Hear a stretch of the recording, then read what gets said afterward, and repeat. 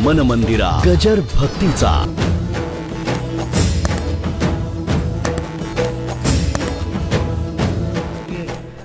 लाडकी लेक झाली, मुलं होती 2, बाईला वाटत होतं एक मुलगी व्हावी, झाली.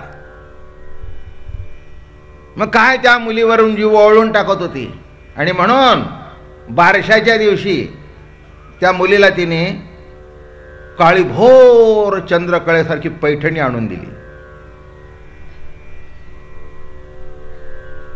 बोलणं समजतंय का? आता त्या पाळण्यातल्या मुलीला पैठणी दिली तर काही उपयोगी आहे का? तिला कळत सुद्धा नव्हतं की ही दिली, पण अंगावर घातली. तसं पहिल्यांदा रामकृष्ण हरी मंत्र घेणं, अंगावर घातला. आता अजून 10-15 वर्षाची व्हान, मग पदर घ्या. काय अंगावर घातला? काय अंगावर घातला? एक आहे, त्या पैठणीची मालकी प्राप्त झाली. आई म्हणली ही तुलाच बर का, कोणाला देणार नाही, मोठी होशील तेव्हा नेस बर का. मग सांगू लागली आईने मला, मी लहान होते तेव्हा घेतलेली पैठणी. तसं पहिल्यांदा परमार्थामध्ये बाळबोध अवस्था असते, तेव्हा रामकृष्ण हरी मंत्र स्वीकारत असताना आपल्याला त्याचं मोल कळत नाही, पण आयुष्य गेल्यानंतर कळतं की मोलच नाही म्हणून अमोल आहे. मोल नाही म्हणून अमोल आहे हे कळतं. सद्गुरू काय देतात हेच कळत नाही. आणि कृपा कटाक्षाने न्याहाळल्याबरोबर जीवन पालटून गेलं. बोल म्हटल्याबरोबर ज्ञानेश्वर महाराज बोलू लागले, ओम नमो शाद्या वेद प्रतिपाद्या जय जय ससंवेद्या आत्मरूपा देवा तूची गणेश. काय करू शकते सद्गुरूची कृपा? काय करू शकते? किंबहुना काय करू शकत नाही. तुमच्या समोर बसलेला एक काहीच नाही माझ्याजवळ, पण एक आहे, माझ्या सद्गुरूची कृपा आहे म्हणून तुम्हाला खेचून आणण्याचं सामर्थ्य आहे त्याच्यात. नाहीतर कोण आजच्या रविवारचं पिक्चर सोडून आमच्या प्रवचनाला येतो? सिरियल सोडून रोज कोण येतो? पण बघा आज खुर्च्या काढल्या तरी मंडप, आमचे श्रीमंत दगडूशेठची माणसं हुशार आहेत. पहिल्या निम्म्या खुर्च्या ठेवल्या, मग काढून काल थोड्या कमी केल्या ना, आज सगळ्याच काढून टाकल्या. हेतू एक आहे, किती माणसं येतात आणि हेतू एकच आहे खुर्च्या काढण्याचा, तसं काही नाही. हेतू एक आहे, जास्तीत जास्ती माणसांनी याचा फायदा घ्यावा. आता काही नाही, जरा अडचण होत असेल नाही का, त्याला काही इलाज नाही आहे, पण हेतू काय? जास्तीत जास्ती माणसं या मंडपात मावीत, सर्वांनी त्याचा लाभ घ्यावा. आणि जागा पुरली नाही असं होऊ नये, पण जागा न पूर्ण हे सुद्धा कार्यक्रमाचं यशच आहे. काय म्हटलं मी? जागा न पूर्ण हे सुद्धा कार्यक्रमाचं यश आहे. पण हे यश बाबा महाराजाचं नाही, हे बाबा महाराजाच्या वाणीचं सुद्धा नाही, पण जो अनुभव माऊलीचा आहे. व्यक्तिगत म्हटलं तर माझ्या सद्गुरू दादा महाराजांचीच कृपा आहे. आपल्या सद्गुरूचं नाव विसरणं याच्या इतका जीवनामध्ये कृतघ्न कोणी नाही. बरं का, मला आज आठवलं, लहान होतो मी, माझ्या सद्गुरूंच्या जवळनी जावं. नातू, लाडका नातू, त्याने अंगावरून हात फिरवावा. काही येत नव्हतं, पण जो अंगावरून जो हात फिरला त्या हातातून ज्ञानेश्वरी आली. एक इन्सिडेंट सांगतो, पर्सनल आहे पण सांगायला हरकत नाही, काही हरकत नाही. तसं काही चांगलेपणाने ऐकलं म्हणजे आनंद वाटेल. सद्गुरू काय करतात त्याला इथे साक्षीदार सध्या पुण्यातलेच आहेत, ज्ञाननाथजी रानडे. हे मला माहिती नव्हतं, माझ्या डोक्यात सुद्धा नव्हतं. मी लहान होतो, मला काय माहिती आहे, त्यांनी सांगितलं मला. ते दादा महाराजांच्याकडे जात होते. सद्गुरूची कृपा सांगतोय, माझी कथा सांगत नाही मी. लहान होतो मी आणि बरीच मुलं गेलेली अगोदरची, आणि वंशाचा एकच दिवा शिल्लक होता. त्यामुळे अत्यंत प्रेम होतं महाराजांचं. अहो, तुमच्यावर करत होते, माझ्यावर का करणार नाहीत? जगावर जो महात्मा ज्ञानदान करून प्रेमबोध देऊन प्रेम करत होता, तर जो आपल्या पोटी आलाय त्याच्यावर का प्रेम करणार नाहीत? आणि जगावर प्रेम करावं पोटच्यावर करू नये, हे काही संतत्व आहे का? हा सुद्धा भेदच आहे, हा सुद्धा भेदच आहे. नीट लक्षात घ्या. आणि असं जवळ गेलो, जवळ घेतलं आणि त्यांनी मुका घेतला माझा. मी सद्गुरु कृपा सांगतो, मुका घेतला. एक कुटील होता तिथे. त्याने विचारलं, म्हणजे महाराज काय अगदी नातवाचा मुका घेत आहे? महाराजांनी फटकन उत्तर दिलं, म्हणाले, मुका नाही घेत, माझी ज्ञानेश्वरी त्याच्या तोंडात घालतोय. मुका नाही घेत, माझी ज्ञानेश्वरी त्याच्या तोंडात घालतोय. म्हणून या तोंडातून जे बाहेर पडेल ते सद्गुरूने जे माझ्या तोंडात भरवलं तेच तुमच्या पुढे प्रसाद म्हणून देतो. माझ्याजवळ काय आहे? एरवी तरी मी मूर्खू, जरी झाला अविवेकू, पण संत कृपा दीपकू स्वज्वळू असे. एरवी तरी मी मूर्खू, काय माझ्या सामर्थ्य आहे?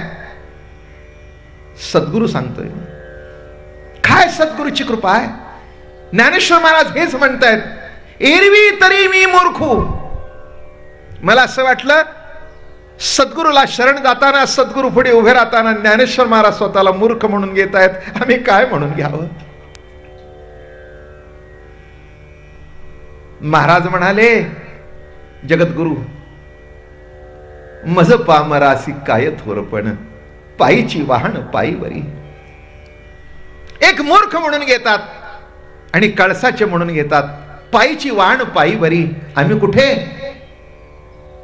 कुठे कुठे कुठे? काय उत्तर कळतंय? कुठे का असे ना, आपण त्यांच्या वाटेवर आहोत. मी एकटाच नाही, तुम्ही सुद्धा. मी एकटा कशाला म्हणू? अहो तुम्ही सुद्धा अगदी त्यांच्या जवळ नसो, पण त्यांच्या वाटेवरचे आहोत. काही काही गावं अशी असतात की ती माऊलीच्या पालखी सोहळ्याच्या वाटेवरची असतात. भाग्यवान गावं असतात. काही काही गावं 20 किलोमीटर आत असतात, पण त्या गावांचंही भाग्य असतं की 20 किलोमीटरहून त्या दिवशी पालखीच्या दर्शनाला येतो. कशा करता सांगितलं? सद्गुरू काय करतात? महाराज आमचे असं म्हणायचे, प्रेम कर्म हा जीव, प्रेम सत्ता हा प्रभू आणि प्रेम बोध हे सद्गुरू. अमृतची परी मूर्तू कारुण्याचा. त्यांच्या जीवनामध्ये असे फरक पडत गेले. पहिल्यांदा ज्ञानदेव म्हणत होते, ज्ञानदेव म्हणता म्हणता प्रेमच देव म्हणू लागले. कारण ज्ञानदेवानी एका ठिकाणी म्हटलं की प्रियाची परमसीमा आणि तो माऊली भेटे आत्मा, ती खेवी आटे प्रियत्वाची परमसीमा. ज्ञान हा मुक्काम नाही. ज्ञान प्रेमामध्ये विरून जातं, तेव्हा ज्ञानाला सुद्धा आनंद मिळतो, आनंद मिळतो, आनंद मिळतो. बरं का? विरून गेलं त्या प्रेमामध्ये. प्रियाची परमसीमा, प्रियत्वाची परमसीमा हेच माऊली आत्म्याचं दर्शन आहे. विचार करून बघा, काय काय ज्ञानेश्वरी आहे. तुमच्या लक्षात आलं? जीवात्मा शब्द आहे वेदांतामध्ये, जडात्मा आहे, साक्षी आत्मा आहे, कुटस्थ आत्मा आहे, पण माऊली आत्मा शब्द कुठेच नाही. संशोधन करा सगळ्या ग्रंथांचं. आहे कुठे शब्द माऊली आत्मा? नाही हो. जीवाशी संबंधित म्हणून जीवात्मा, जड देहाशी संबंधित म्हणून जडात्मा, पर आहे म्हणून परमात्मा, आहे पण साक्षी आहे म्हणून साक्षी आत्मा, म्हणून कुटस्थ आत्मा. माऊली आत्मा काय शब्द वापरला. त्यांनी आत्म्याला माऊली म्हणून बघितलं, म्हणून जग त्यांच्याकडे आज माऊली म्हणून बघते. काय करुणा प्रगट झाली. अमूर्तची मूर्तू कारुण्याचा. बोल बोल ज्ञानराजा. आणि तेही म्हणतायत, तुम्ही बोलवलं तरी मी बोलीन. काय विनय. आणि मग वर्णन करतायत, सकळही तीर्थे निवृत्तीच्या पायी, तेथे बुडी देई माझ्या मना, तेथे बुडी देई माझ्या मना. सकळही तीर्थे निवृत्तीच्या पायी. पहिल्या दिवशी एक विषय मांडला होता, वृत्तीरहित स्थान तो निवृत्ती. काय सांगतायत? सर्व तीर्थ कुठे आहेत? माझ्या निवृत्तीच्या पायाजवळ आहेत, निवृत्तीच्या चरणाजवळ आहेत. तीर्थात गेला तर काय भेटेल? तीर्थी धोंडा पाणी देव रोकडा सज्जनी. तुकाराम महाराज म्हणतात, अरे तीर्थाला गेला तर धोंडा आणि पाणी आणि माफ करा, माफ करा, पाप धुवायला आलेल्या लोकांची गर्दी. मुद्दाम माफी मागितली नाही का? कशा करता येतात माणसं तीर्थाला? आयुष्यभर पाप करायचं नाही, सोय करून ठेवलेली आहे की पाप धुता येतं. प्रत्येक धर्माने केली आहे बरं काही. ख्रिश्चन धर्मामध्ये सुद्धा ही सोय आहे. माझं शिक्षण कॉन्व्हेंटमध्ये झालं. इंग्रजांचा काळ तो होता, तेव्हा इंग्रजी येणं फार महत्वाचं होतं. आता सुद्धा वाटतंच ना, मराठीत पुरस्कार करणाऱ्यांच्या घरातली मुलं इंग्रजीमध्ये जातात. एकाला मी विचारलं, पुरस्कार करता? म्हणला तो व्यासपीठापुरता असतो, पण घरचं निराळं असतं म्हणले. त्याच्याशिवाय मुलं पॉलिश्ड होत नाहीत.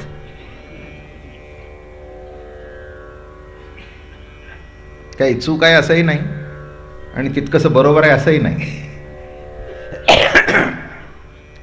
गंमत बघा याच्यातली काय, विचार करून बघा. तेव्हा त्या शाळेत जात होतो मी आणि शनिवारी किंवा रविवारी एक कन्फेशनचा विधी असायचा.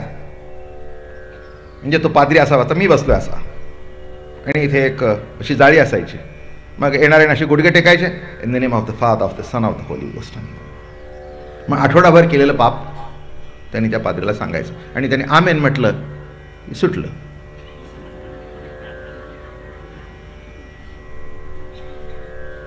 मला म्हटलं हे बरं आहे की. मी आमच्या मित्राला विचार, तू काय करतोस?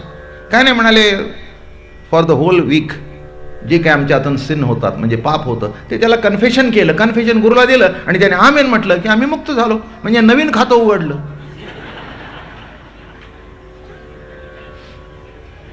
आम्ही लहान असल्या कारणाने इतकं काही मला कळलं नाही. मला असं वाटलं आपल्याकडे ही सोयच नाही. पण मोठा झाल्यावर कळलं, आयुष्यभर करावं आणि हरिद्वारला जाऊन धुवून यावं.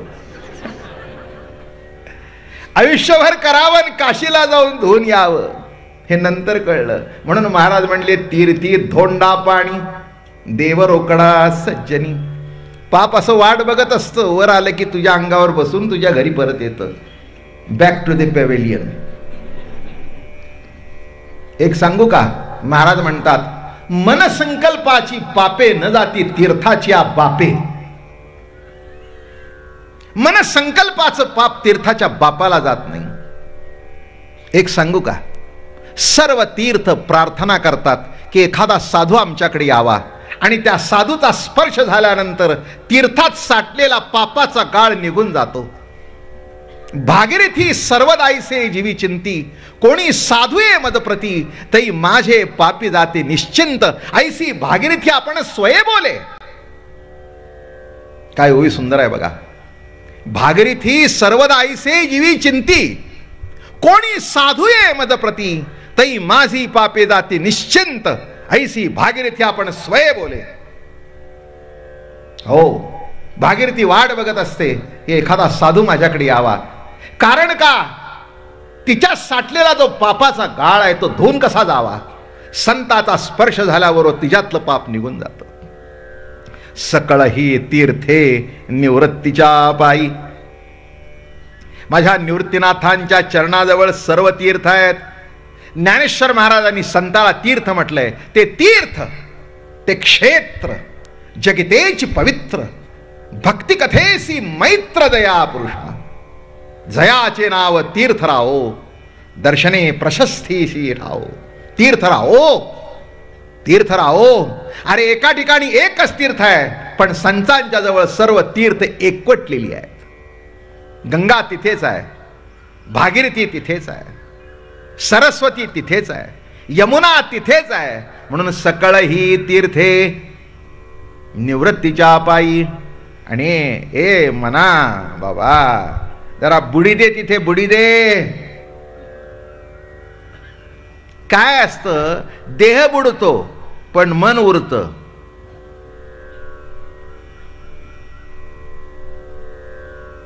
म्हणणं लक्षात आलं का? देह बुडतो पण मन उरतं. मन तिथे बुडव निवृत्तीच्या चरणाजवळ, आणि मन जिथपर्यंत बुडी देत नाही तिथपर्यंत अवघड आहे. जरा अनेक वेळेला पुणेकरांविषयी सांगितलेला आहे मी मनाचा, पण कुठे लक्षात असेल? काय किती वर्ष येतोय पुण्याला? अहो काही थोडे थोडके कार्यक्रम झाले का? दगडूशेठ हलवाईचे तर्फे किती कार्यक्रम झाले? 55, 30, 30, 30 नाही का? हो कितीतरी वेळ, पण नवीन नवीन विषय मांडत गेलो. पण मन हा एक विषय असा आहे की तो अनेक वेळा सांगितला जातो निरनिराळ्या तऱ्हेने, नाही का? काय सांगताय तिथे? माझ्या मना तू बुडी दे. लक्षात घेण्यासारखं आहे. प्रत्येक गोष्टी करता मन लागतं. मन जर इकडे तिकडे फिरू लागलं तर काही होत नाही. मला सांगताना जर मन एकाग्र नसेल तर सांगता येणार नाही. तुमचं मन जर माझ्याकडे नसेल तर मंडपात बसून गाव फिरत बसाल.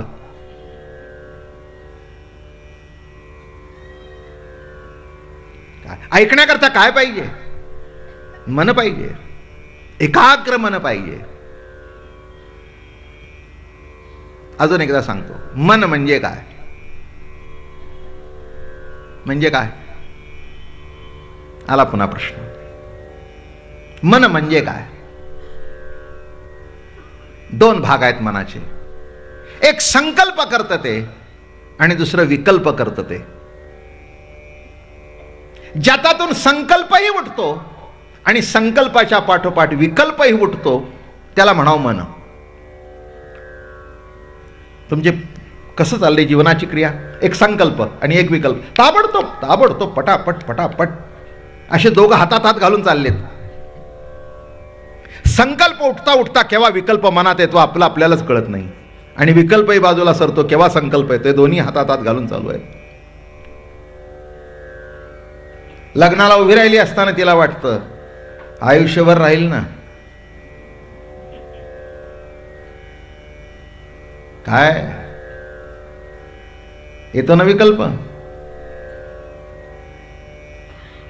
सकाळी निरोप देताना म्हणते नीट या बर का, म्हणजे संकल्प आहे. नाही, नीट या म्हणून जे सांगते हा संकल्प आहे. अहो 100% विकल्प. कारण पेपरमध्ये बातमी वाचलेली होती, एक स्कूटर वाला रस्त्याने जाताना लॉरी खाली आला. ह्याच बातम्या ठळक असतात. ती वाचली, तिला वाटलं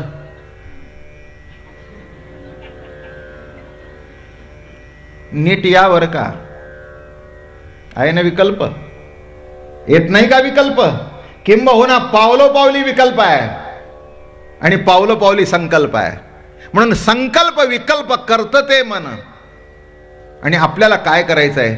संकल्प विकल्पाच्या पलीकडे जाणं, हे निर्विकल्प. सद्गुरू निर्विकल्प करतात. संकल्पात अडकू नका आणि विकल्पात अडकू नका.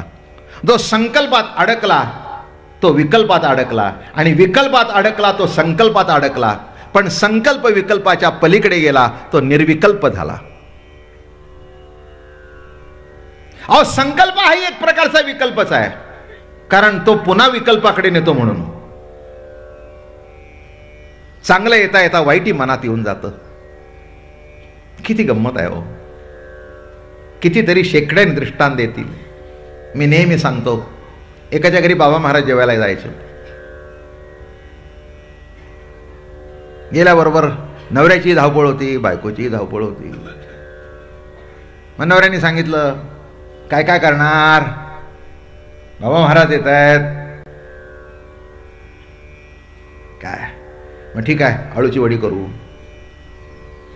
मसाले भात करू, जिलेबी करू, पण बघा चांगलं कर.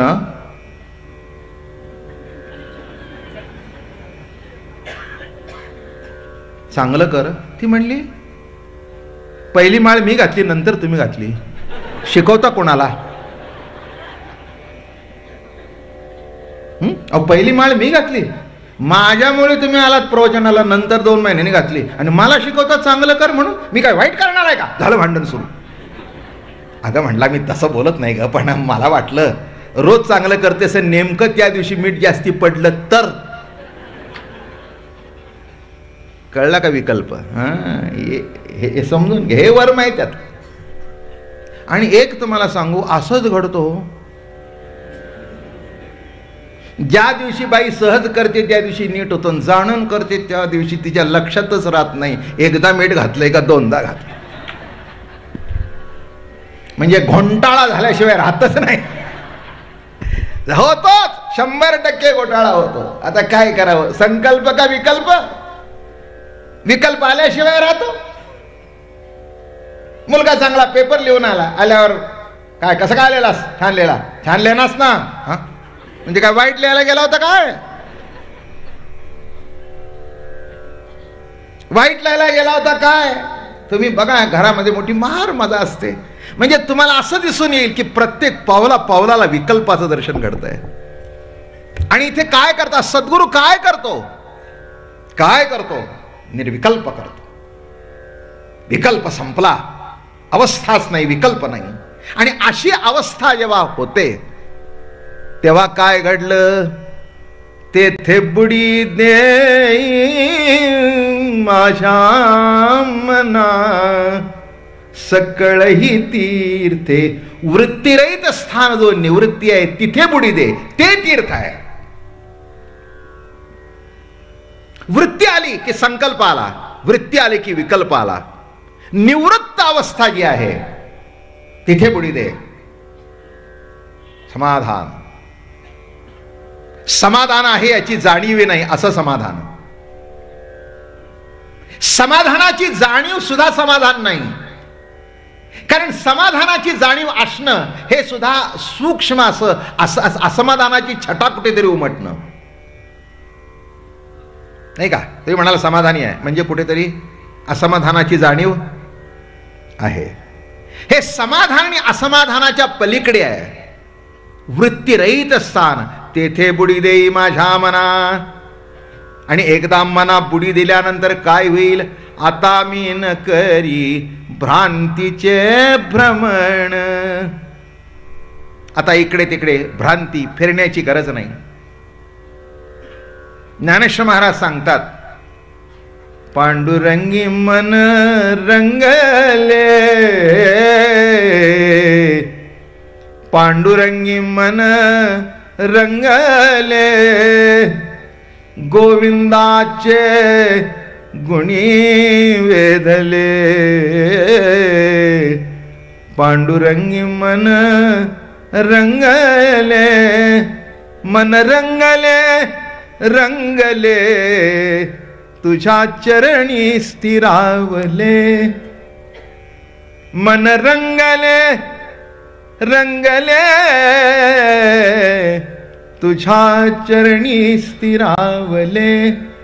तू मन हे मीची करी माझी या भजनी प्रेम धरी. काय होईल मग? सर्वत्र नमस्कारी मध्ये एकादे. सगळी भ्रांती संपली.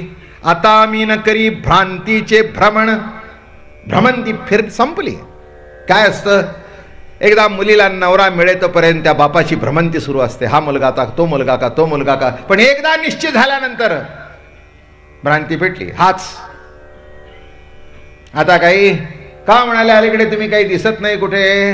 नाही म्हणले आता काही तसं कारणही राहिलं नाही. काय आमच्या 2 मुली होत्या तेवढं त्यांचं लग्न झालं. आता काय म्हणले जायचं काय नाही, आपलं निवांत असतो. आता जावई चांगले आहेत, नातवंड येतात, अधूनमधून राहतात, मजा आहे, सगळं छान आहे. आता भ्रांती आणि भ्रांती बरोबर भ्रमंती दोन्ही संपलं. तसं महाराज या ठिकाणी म्हणतात मन स्थिर झालं. आणि मन इकडे तिकडे स्थिर होणारच नाही. मी तुम्हाला एक सांगतो, मन संताजवळ गेला तरच स्थिर होईल आणि मन पांडुरंगाच्या चरणी एकाग्र होईल. याशिवाय मन कुठेही स्थिर होणार नाही. बानगडी करूच नका. माणसं डोळे झाकून बसतात, सर्वांना वाटतं हे स्थिर झाले, काही नाही, गाव भटकत बसले. आणि संभावितपणे जे नको बघायचं ते सुद्धा डोळे झाकून बघतंय. माफ करा, मला क्षमा करा, पण वस्तुस्थिती ही आहे. तुम्हाला मागे मी एकदा केव्हा तरी त्या चिंचवडच्या देवाची गोष्ट सांगितली, नसेल तुमच्या लक्षात. चिंचवडच्या देवाची गोष्ट अशी आहे, तुकाराम महाराज आमचे त्यांना भेटायला गेले. नाव होतं मोठं, त्यांनी इच्छा प्रकट केली की तुकाराम महाराज आम्हाला भेटायला यावेत. त्या तुकाराम महाराजांचा गाथा आहे बघा तिथे काउंटरवर, त्याच्यामध्ये चित्र मुद्दाम काढलंय. भेटायला गेले, महाराज बसले होते, ते ध्यानस्थ बसले होते गणपती पुढे. महाराज येऊन थांबले. मग देवाचं ते ध्यान पूजा विजा आटपली आणि महाराजांच्या जवळ आले. काय बुवा, केव्हा आला म्हणले तुम्ही? ते म्हणले, बाबा काय म्हणले, केव्हा आलात? आता म्हणले, काय कसं सांगू, नाही म्हणजे कसं सांगू, काय खरं सांगू, काय सांगू, 5 मिनिटं झाली सांगू, 10 मिनिटं झाली सांगू, किती काय ते काय माझ्या कळत नाही. नाही सांगा ना, काय त्याच्यात आहे. एक सांगू का म्हणले, तुम्ही बागेत फिरायला गेला होता त्या म्हशीच्या मागे, तेव्हा आलो.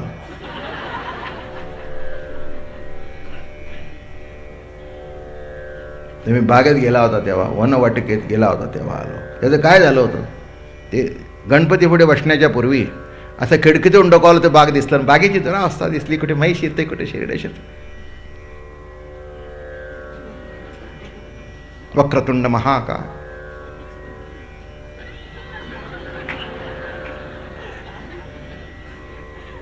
तुका म्हणे गरगरा फिरेन भवंडीने दमजी. कशाचं काय त्या गणपती पुढे काय? बरं गणपती तरी विचारा कशाला काय बोलतोय. गणपती बाप्पा आमचे म्हणाले, अगदीच कुणी माझ्या पुढे बसत नाही, हा अर्धा तास तरी बसलाय नाही, काही हरकत नाही. अगदीच दारावून जाताना असं असं करून घेतोय. त्यापेक्षा तुम्ही देवाच्या दारात बघा, त्यापेक्षा हा वेळ काढून अर्धा तास बसलाय, काय वाईट आहे. पण हे मन सगळं, आणि हे तुकाराम महाराजांना कळलं, त्याचं मन उन्मन झालं होतं. तुकाराम महाराजांचं मन पांडुरंगमय झालं होतं, त्यांना बरोबर कळलं. ते तिथे गेले, गणपतीच्या पुढे उभे राहिले, पण त्यांना दिसले तिथे नाहीच. मग त्यांच्या मागे हे गेले. तुकाराम महाराज शोध काढत गेले की हे कुठे गेले. मी काही उणं सांगत नाही, पण लक्षात ठेवा, भल्या भल्यांची जर ही अवस्था, तर किस झाड़ की पत्ती बाबा महाराज और आप हमारे सामने बैठे हो जनता, काय सांगता. म्हणून एक लक्षात ठेवा, महामेरूची बांधवेल पुडी, शून्याची मुरडवेल नरडी, पर्या मनाची ओढिया निवार.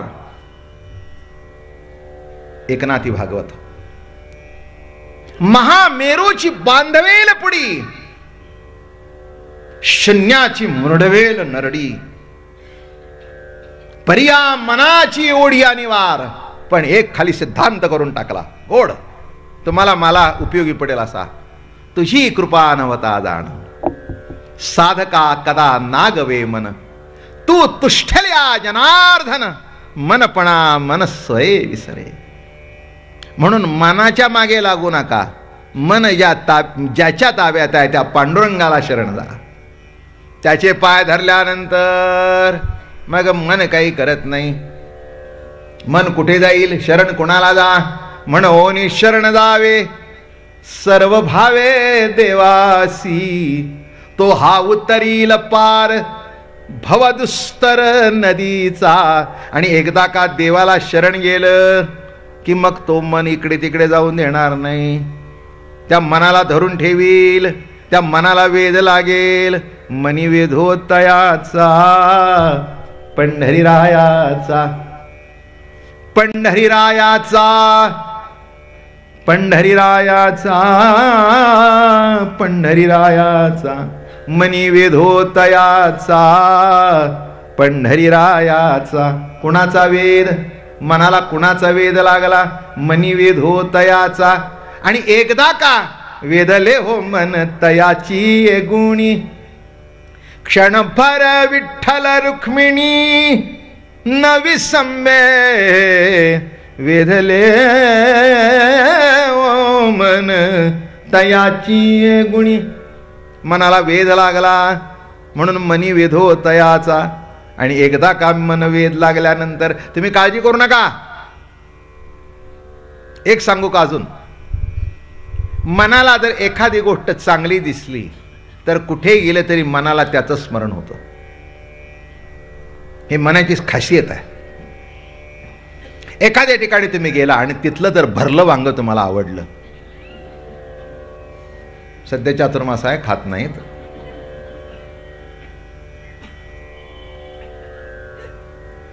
पण बाजारात येतात, तसं काही नाही. आणि कुठेही खाऊ देत ते लक्षात असतं बघा. खाताना म्हणतो काय भरली वांगी केलीत का, तसं नाही बरं. काय मन कुठच्या कुठे गेलं बघा ते. आता मी एक गाव फिरणारा माणूस आहे. इतक्या ठिकाणची भरली वांगी खाल्लेली आहेत की कुठचंही घरचं पुढे आले की ते आठवतं. आता तसं केलंय ना. काय तुम्हाला सांग, सीना नदीच्या काठची सोलापूरची वांगी खाल्ली, काय त्या माणसाने केली तर तुम्हाला आपटीमध्ये भाजलेली असं तेल बेल भरून. हा टेबलवर बसून अगदी गॅसवर शिजलेलं जरी वांग खाल्लं तरी ते विसरत नाही.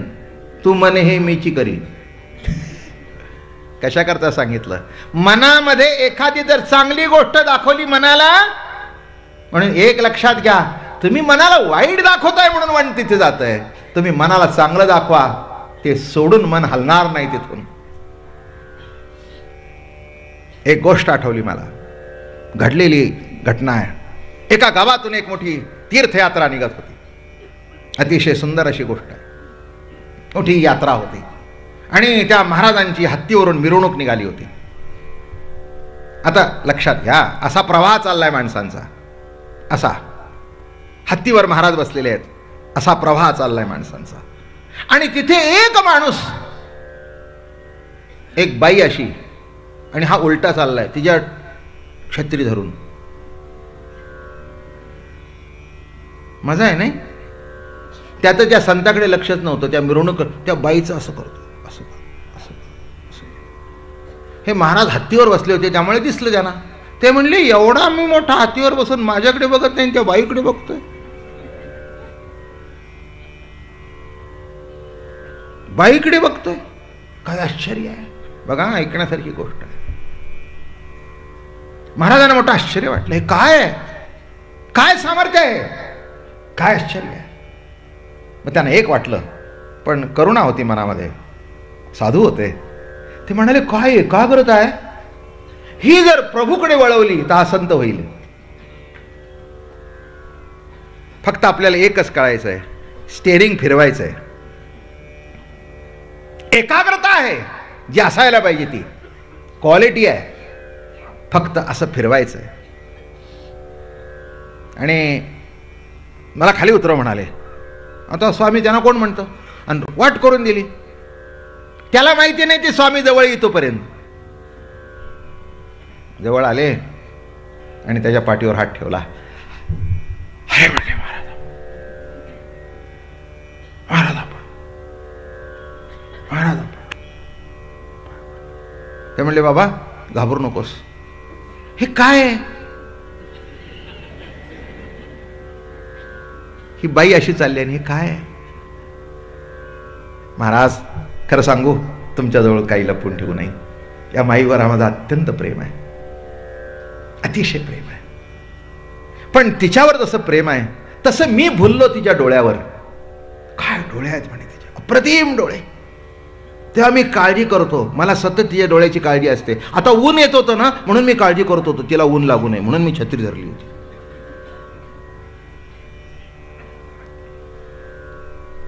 तर मी असंही प्रेम करत नाही, तसंही करत नाही, म्हणून तर असे त्या पेंडुलम सारखे फिरता.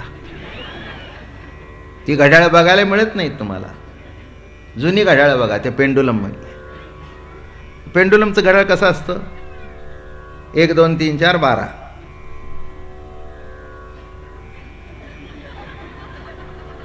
मी एकदा त्या पेंडुलमकडे बघत बसलो आणि त्याला विचारलं, वर किती वाजले. ते म्हणले इकडून इकडे जायचं एवढंच माहिती आहे, वाचतात किती हे मला माहिती नाही, ते तुम्ही बघून घ्या. तुम्हाला समजलं याच्यातून काय? तसं संसाराकडे जातो पुन्हा परमार्थाकडे येतो, पुन्हा संसाराकडे जातो पुन्हा परमार्थाकडे येतो. पण किती वाजले,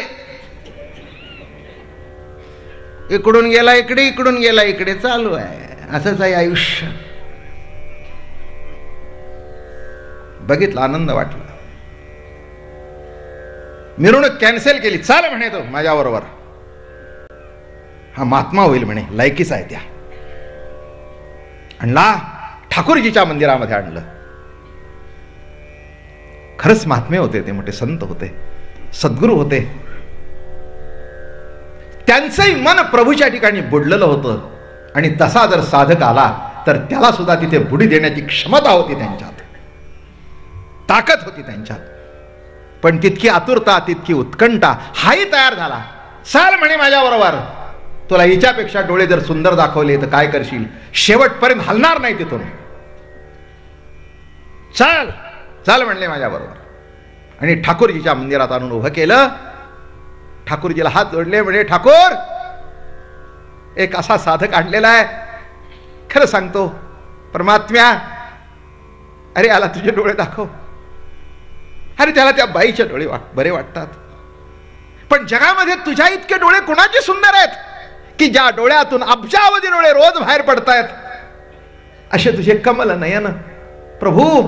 आता उघडी डोळे, आता उघडी डोळे, हे सख्या त्याला डोळे दाखव, तुझे कमल नयन बघू दे. हात जोडले.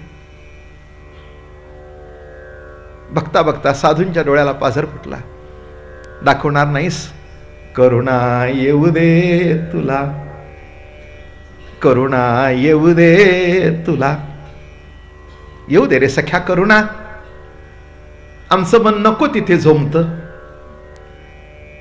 विषयाकडे झोमतं, कामाकडे झोमतं, क्रोधाकडे झोमतं. प्रभू, हे झोंबाझोंबी संपू दे आणि आमचं मन तुझ्या ठिकाणी एकाग्र होऊ दे. करुणा येऊ दे तुला झोंबशी. प्रार्थना केल्यानंतर तो मागेच बसला होता. सख्याने डोळे उघडले. बघितल्यावर बाग म्हणे, बाग बाग बाग, बघून घे डोळे. असा बघत उभा राहिला. खरंच परमात्म्याने अशी तेज पुंज नजर उघडली होती, दृष्टी उघडली होती. हा बघतोय, हा बघतोय, असाच उभा राहिला. 1 मिनिट झाली, 2 मिनिट झाले, 10 मिनिटं झाली, तास झाले, 2 तास झाले. सकाळी बसलेला रात्र व्हायला आली. असं सांगतात तो पुन्हा त्या मंदिरातून बाहेर पडला नाही. शेवट त्या प्रभूकडे बघून बघून त्या प्रभूच्या चरणी विलीन झाला. तेथे बुडी देई माझ्या मना. मन बुडून गेलं. आता मी न करी वृत्तीसी मार्जन. पण सद्गुरू भेटले. डोळ्यातली बाहुली माझी विठाई झाली, डोळ्यातली बाहुली विठाई झाली. सद्गुरू भेटले आणि सद्गुरूने डोळे दाखवले, डोळे दाखवले. एक सांगू, आपल्याकडे डोळे आहेत पण त्याच्या पुढचं सांगतो, आपल्याकडे दृष्टी नाही. डोळ्याने दिसतं आणि दृष्टीने कळतं.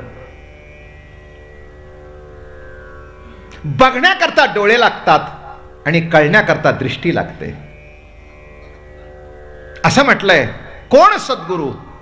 डोळ्याचा डोळा उघडिला जेणे, लेवविले लेणे आनंदाचे, लेवविले लेणे आनंदाचे. डोळ्याचा डोळा उघडिला जेणे. मन मंदिरा गजर भक्तीचा.